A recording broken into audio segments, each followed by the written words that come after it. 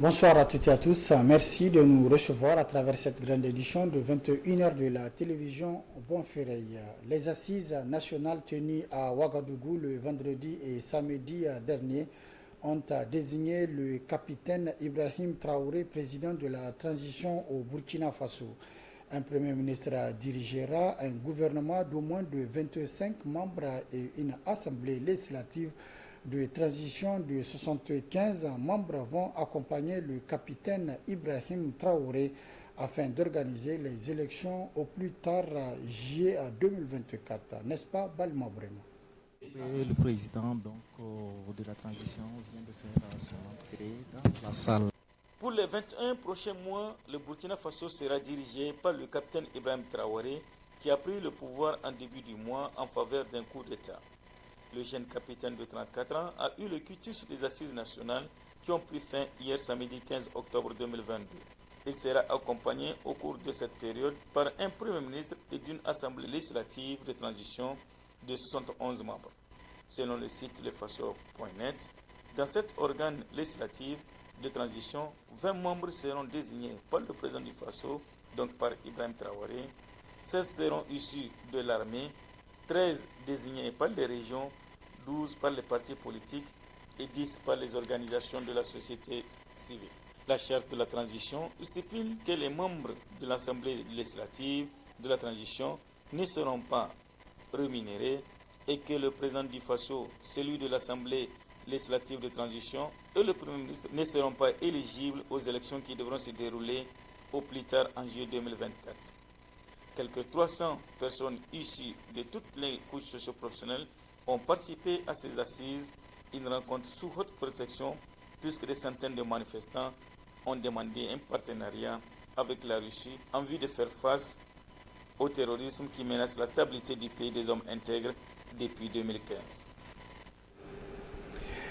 Ce dimanche 16 octobre 2022, le Niger, à l'instar de la communauté internationale, a célébré la journée mondiale de l'alimentation couplée à la journée internationale de la jeune femme rurale. À cette occasion, une grande cérémonie a été organisée ce matin au Palais des Congrès de Niamey, n'est-ce pas, à Reina Moussa et Mohamed Djouri. Laisser personne de côté, amélioration de la production, de la nutrition, de l'environnement et des conditions de vie, c'est le thème choisi pour célébrer la 42e édition de la Journée mondiale de l'alimentation. Cette journée donne l'occasion de rappeler qu'il faut penser à des actions pouvant transformer les systèmes agroalimentaires. Ici au Niger, la célébration de cette journée est couplée au 15e anniversaire de la Journée internationale de la femme rurale. Occasion saisie par le représentant du système des Nations Unies pour réaffirmer leur engagement aux côtés des autorités de contribuer à l'amélioration de la sécurité alimentaire et nutritionnelle des populations. Le système des Nations Unies salue le choix de cette thématique, parce qu'elle est prise en compte dans son plan cadre de coopération pour le développement durable couvrant la période 2023-2027 qui sera lancée en novembre prochain.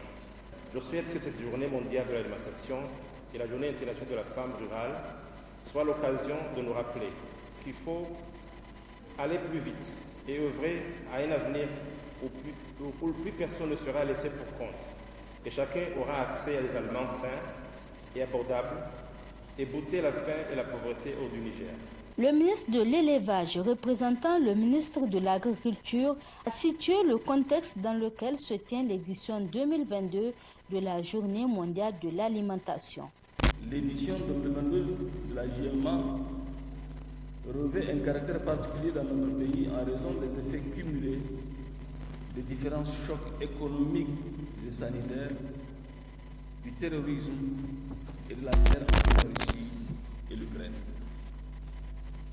En plus des facteurs ci-dessus mentionnés, les chaînes d'approvisionnement et les environnements alimentaires sont également fragilisés par d'autres chocs, notamment d'ordre démographique et climatique, sécheresse, inondations, contribuant de fait à la réduction de la disponibilité et de l'accès à des aliments sains et nutritifs. face à ces crises et défis. Notre pays doit déployer plus que jamais des solutions à travers l'amélioration de la production, de la nutrition, de l'environnement et des conditions de vie. La ministre de la Promotion de la Femme et de la Protection de l'Enfant s'est apaisantie entre autres sur les efforts du gouvernement pour l'épanouissement économique de la femme rurale. Le gouvernement a adopté en 2008 la politique nationale genre, cadre fédérateur d'orientation et de coordination des différentes interventions visant la promotion de l'équité et l'égalité du genre au Niger. À cet effet, un axe stratégique de cette politique est consacré à l'autonomisation économique des femmes. En marge de la cérémonie de lancement, la ministre de la Promotion de la Femme et de la Protection de l'Enfant a remis officiellement aux populations de Guingal, à travers le Collège des femmes de la plateforme paysanne, un important don en matériel et intrants agricoles. Un don qui vient ainsi accroître la productivité agricole dans le village de Gangel. Et puis le président de la République, chef de l'État, Bazoum Mohamed, a reçu en audience le vendredi 14 octobre dernier le bureau exécutif national du syndicat national des enseignants-chercheurs et chercheurs du supérieur, le BENSNEX. Au centre des échanges, il y a plusieurs sujets de la vie des universités publiques du pays. Plus de précisions dans ce compte rendu. C'est dans le cadre de la recherche de solutions aux problèmes de l'enseignement supérieur de façon générale que le président de la République a reçu en audience le vendredi dernier le BENSNEX. Au centre des échanges, la question de la réorganisation et de la restructuration de certaines universités publiques du pays. Et donc il a en fait renvoyé les deux parties à la table de négociation pour réfléchir et faire des propositions pour lui revenir. Sa philosophie, sa vision, c'est vraiment de faire de ces universités-là de véritables universités. Et pour cela, les efforts qui ont été entrepris depuis 2 ans vont se poursuivre, notamment le recrutement d'enseignants-chercheurs, la construction d'infrastructures académiques à hauteur de plus de 36 milliards,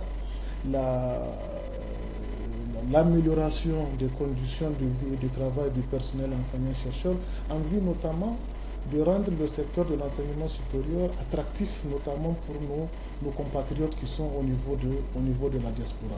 Selon le BENSNEX, la résolution des problèmes des universités publiques du pays passe nécessairement par l'implication de tous les acteurs.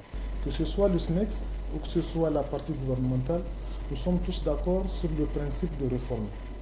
Mais nous sommes aussi d'accord, c'est pour cela que ce comité a été mis en place, que ces réformes-là se fassent dans un cadre inclusif, dans un esprit consensuel, et surtout que cela se fasse dans le respect des textes. Et je pense que le président de la République l'a rappelé au cours de l'audience qu'il n'envisage pas d'entreprendre quoi que ce soit qui puisse nuire aux intérêts de qui que ce soit et qu'il ne compte pas violer la loi. Et je pense que nous devons tous réfléchir et faire des propositions en allant au-delà de nos considérations pour que ce qui va sortir soit utile pour le Niger.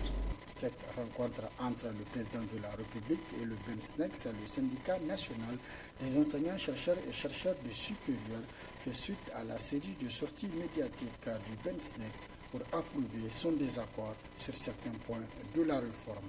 Elle est aussi la deuxième déjà depuis l'arrivée du président de la République à la tête de la magistrature suprême du pays.